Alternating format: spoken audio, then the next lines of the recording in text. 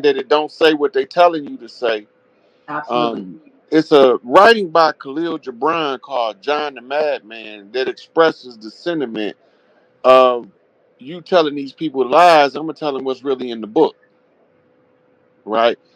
There's so much stuff in the Bible that you can use it for any form of manipulation you choose to, if the people don't understand their own spiritual development. It becomes a easy tool of exploitation for those seeking to be wealthy. It's a way to get a whole lot of material gain for well placed lies. They don't have to know they lying when they come in, but at some point, the discovery is imminent. You cannot continuously read that Bible and preach, because when you start preaching in front of a group of people, most people don't know this. You start off, you might be a fraud, but you start getting messages.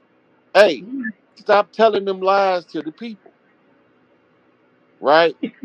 And sometimes the message might come from a 3-year old in the church saying, "Why that preacher lying?" Right? I know when I was 6 years old, I knew they was lying because I asked my mama and got my shoulder ringed off.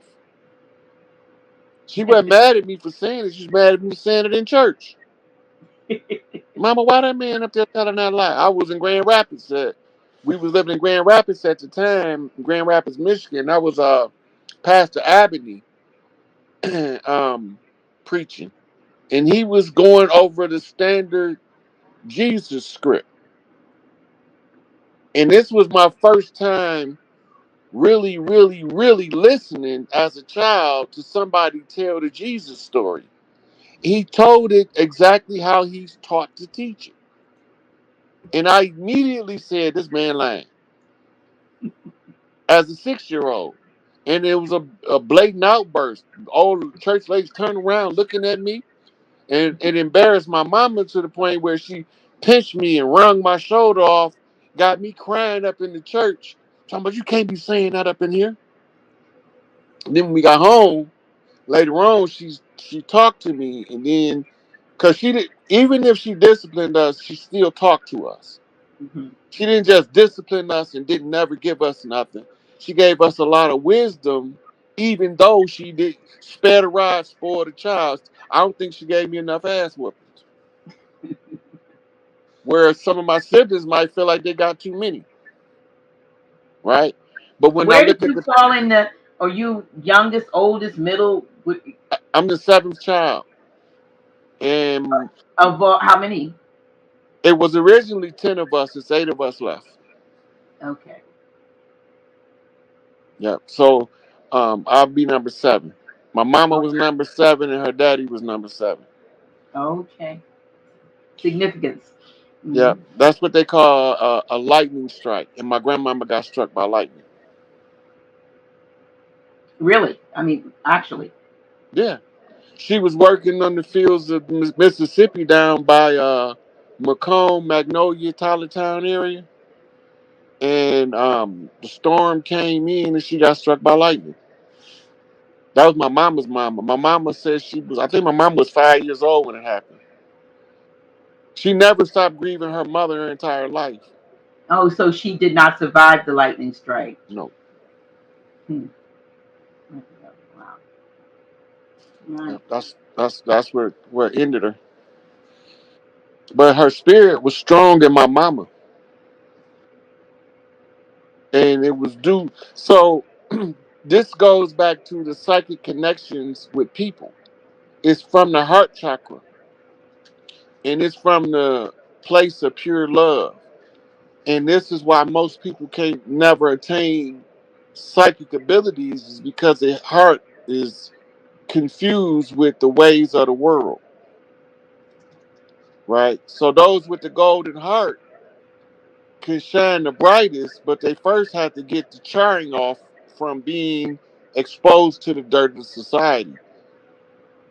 And that's what we working on. That's why we here. That's what our karmic debt in being here is to clear it by following our path or our book of life. You don't know what your book of life is until you get a certain level of awareness and look back on your life, and it's what they call dying while yet living. It's part Hmm. of doing shadow work while you're going through the dark night of the soul. So when you look back on your life, you see certain patterns, key names, key figures who's influenced what.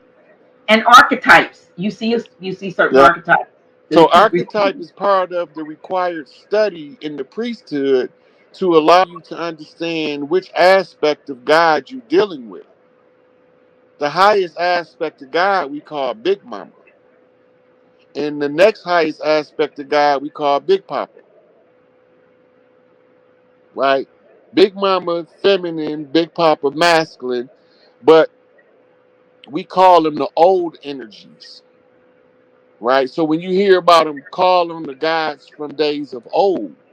It's written in a lot of the texts around the world, but don't nobody know what it means. Because they don't call for help, they can't get none. They calling the wrong names, right? Jesus is spelled Iesous in Greek, right? Using applied grammar, IE becomes fused as S, U cancels out the O and makes the US sound us. So when you pronounce it as a single word, it says ISIS. But the story that it's telling is not the story of ISIS, it's the story of Moses or Horus, right? So the character, the Old Testament was written as a recovery text for the New Testament, meaning the New Testament was written first.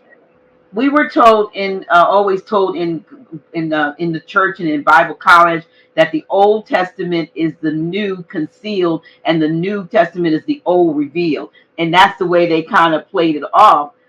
But then you Because they got to give you the right to discover that the Old Testament is written after the New Testament, which turns religion on its head.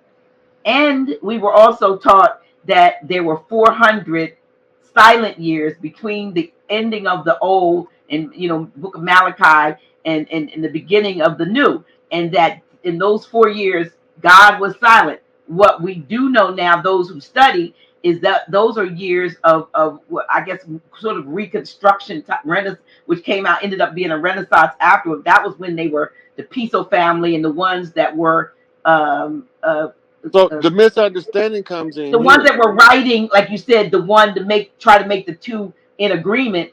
That 400-year period, they were that nobody could read the so-called Bible because they were putting it together, Right. But that 400-year period is actually uh, a period where apocryphal books was written. which they, for the most part, disqualified from that. Like the Gnostic texts, they didn't want us to read the Gnostic texts. Right. Well, not necessarily. They called the apocryphal books. The Well, the apocryphal apocryphal books. books, and then later on, the Gnostic, anything Right. that was So written in gnosis knowledge, we weren't supposed to have that. We were just supposed to believe. right. So they got several different groups of information that comes from this understanding of missing books of the Bible. First, source material. Because when you source material back, it's a book called Black Gods Who Wrote the Bible. No, Black Africans Who Wrote the Bible, right?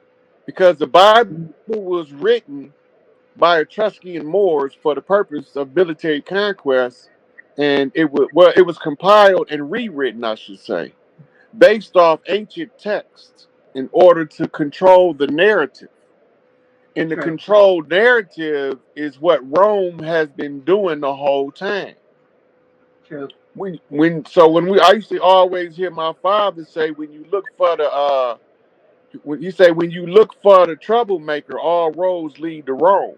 I don't know what he's talking about, but when I followed it religiously, I ended up with the Nicene Council in 325 AD. When I Right. followed it back politically, I ended up with something called Plato's Republic. When I figured it out, when I followed it back socially, I ran into something called a Greco-Roman Empire. When I ran it back uh, from a athletic perspective, I ended up with the Olympiad. So I always ended up in Rome. Hmm. So when I started tracing the dirt doers back, they went straight to Rome. They went to the Nicene Council, 325 and 327. They went back to the ancient um, writer Origin, who was what they call a first century philosopher. They went back to Saint Augustus, another first century writer of Christendom. How can they be first century writers of Christendom when Christendom don't come about into the 300s? So they lying to us automatically. Then you had the council of, what's it called, Chalcedon of 451, where they Hmm. put together the edict of what the Bible was going to be good for. You know what I mean? Um, Right. So this here, is when they was. yeah, let me. Can I read that? Just a little paragraph sentence. Yep. It says this council of the Roman Catholic Church, this wise and saving creed, the gift of divine grace, was sufficient for a perfect understanding and establishment of religion. So, for its teaching about the Father and the Son and the Holy Spirit is complete, and it sets out the Lord's becoming human to those who faithfully accept it. So, agenda, they created religion, they created the characterizations, and the deity of God as a part of what they were doing, and it's in their writings. Yeah. So it's never been a secret. I was going over the bloody oath of the papacy to murder the kings, princes, and people of the land with young elder. Because they put this stuff in the public domain, but most of us don't know we really seriously is in a spiritual war. In spiritual warfare, you have to fight it spiritually, and the effects is going to trickle down to the physical. If you try to fight it physical first, that's like putting the cart in front of the horse, Right. right? You going out the world ass backwards, as my father used to say, right? So, when you put everything in its proper place, don't give it a judgment, and then step back and look at the big picture, right? So they wrote all of the dirt down that they was gonna do before they done it. That's to absolve them from karmic debt before they do the act. Because now, if you agree to follow through with what they said they were going to do, that was your free will being exercised. They just influenced it. That's why they say the devil don't never tell you what to do. He just suggests it to you. It's Yeah. just a strong suggestion by a power base that appears to be legitimate. And the appearance of legitimacy is predicated on the paperwork. Because if you don't have the degrees, you should not have the knowledge, right? Which takes me to the next phase of my incarceration, where I thought I was doing all this studying in vain. So here we are, 5, 6 years later, from hearing this lady in the day room in Cook County telling me to get a PhD. And I'm getting headaches from reading so many books so fast, right? And the headaches is to the point where they're annoying to me that I don't want to read no more, right? I don't know nothing about the nutritional burning that the brain is doing. But we go to a Black History celebration, and sister brings in a African dance corps. She was out of Detroit, and she don't know what this lady said when I was in that day room. And she sat there and she said, "Some of y'all gonna get tired. Y'all gonna think y'all doing everything for nothing. Y'all gonna feel like it's a waste of time, and that you doing a whole lot of research and studying in vain because it's not getting you nowhere." She said, "But don't let that deter you. Get your PhD anyway." So here it was like a divine relay system. one passed the baton to the next to come, and when you needed a recharge, when you were about to, your battery was running down, when your, fit your faith in what you were doing was running down, then the Most High, Big Mama, sent in reinforcement to Right. reinforce what you've been So when told. I used to get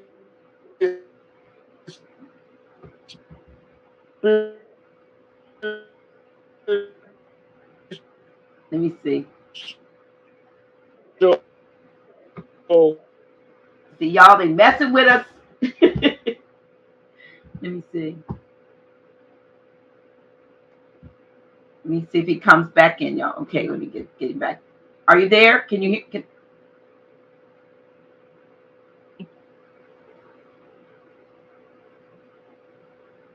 Say something? can you hear me now? Now I hear you. Yes. Okay. Yeah. Yeah. All right. So can you repeat So that I was last saying, statement? yeah, I was saying after the lady said that the second time, I went and talked to my mother on a visit. She had came up that following weekend. And I said, Mama, the strangest thing happened to me. And I told her the story of the first lady. And I said, then last week this lady came in here, or earlier this week the lady came in and said, and I told her the story of the second lady.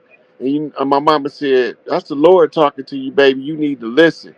She said, but you're going to hear it from somewhere else. Just pay attention.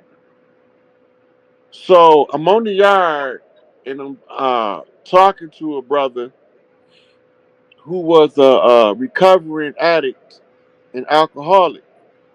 And didn't nobody used to sit and talk with him because he was a recovering addict and an alcoholic. Can you hear me, Dr. G? Yes. Okay. Because you froze on my end. That's why I had to ask you. Oh, okay. So we was sitting there talking, and he said, man, I be trying to tell these young guys around here, man, all this time they got on their hands, they want to play basketball, they want to chase boys, they want to get high in the joint. And they need to be in there getting some knowledge with these free books they got. And they got law books, they got history books, whatever you want to learn. Then they got an interlibrary loan where you can get any book you need to get. I don't know why they don't just go on and get their PhD and stop playing. Three, the third time. Yeah, so that's called three master knots, right? The third one came in off of a male father line who was consumed by vices, right? So it's a vice lord knot. So it's a big mama on the father line giving me a confirmation that the big mama message that came off the mother line that was confirmed by my mother was accurate. I didn't know that when it happened. I put that together years later. Mm-hmm. Because I'm always reflecting on my life and how to be a better person, I keep going over these lessons that I'm learning. Mm-hmm. Um, some of the strangest stuff that happened to me is I would go check a book out in the library, and the book would be so old it don't have an ISBN number, just the title and the author. And I write the title and the author down, read the book, read the book, take the book back, go back because I might have wanted to review something else a month later, and the book not there. So then I go ask the librarian, and he said, "We never had that book, and here's not in our records." That used to, and it happened more than several times where I read a book that didn't exist. So then I started asking myself, where in the hell is these books coming from? That they don't exist no more, right? But now in modern hindsight 2020. When the knowledge was consumed, it caused the Mandela effect, which switched the timeline. And on the other timeline, the same book doesn't exist. It can't be produced on a different timeline. So every Wow. time this is happening, I'm experiencing a subtle Mandela effect, never knowing what I experienced because we didn't have a name for it. It wasn't called the Mandela effect at that time. True. We were still studying the butterfly effect. Yeah. In Flap the the butterfly butterfly flaps effect, his wings here, and then makes it something happen on the other side of the world because of the flutter of the wing. Yeah. yep. So he flutters his wings in Los Angeles as the energy moves Back east around the world, by the time it gets to Japan, it's a full-fledged typhoon. Chain reaction, microcosm, macrocosm effect, right? So in the microcosm, macrocosm, as above, so below, as within, so without. If you want to use universal law to affect change in the world, you apply them to the self as the microcosm, and the reaction takes place in the macrocosm of the external world. It just takes time, the bigger the event is, to manifest into the visual spectrum of the others in the 3D realm. Once you learn this, then you understand how doing real time numerology gematria and what we call it number flipping is actually, when you saying it out your mouth, triggering events to take place in the physical world based on what you've seen in real time and what you know from historical record, and how you are looking at the problem in order to solve it. So when my mama used to always tell me, don't never let nobody take none of your brothers and sisters stuff, I wasn't even the oldest child. Why would she keep telling me that? Hmm. She supposed to be telling my oldest brother and my oldest sister, don't let nobody take your brother and sister stuff. She not supposed to be telling that to number 7. I got 6 people that got to go through, Yeah. right? But I was born on the 10th. That's why I come in on 10, because my siblings exhausted 1 through 9 already. So why am I going to wait and come? No, I got to come in on 10. So I came in 11:10. That's 11, 2 pillars, 10 toes down on the upright. Sacred seal in Yeah. 68, right? On an Mhm. 11, on a 10-15 birth, which is a 7. To the 7th child, it's a knockback. On a perfect alignment of the stars to bring in an old soul that can solve the problems.